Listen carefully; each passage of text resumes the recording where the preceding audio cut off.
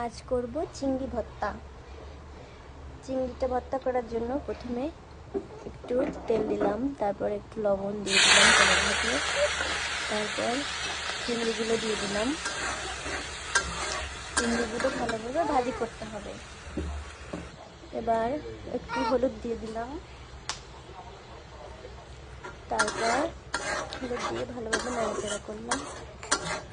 নাড়াচাড়া করে ভালোভাবে ভাজি করে নিতে হবে।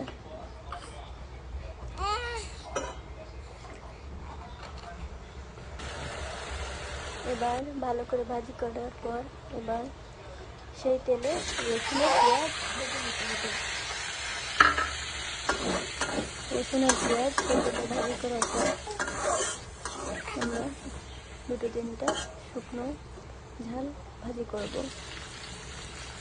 সেটা নামিয়ে নেব। আমরা শুকনো ঝাল ভাজি করব। শুকনো ঝাল দেবো। সবগুলো ভালোভাবে ভাজি করে নিতে হবে। শুকনো ঝাল ভাজি করার পর এবার সবগুলো ব্লেন্ডারে দিয়ে দিতে হবে। ব্লেন্ডারে দিয়ে ভালোভাবে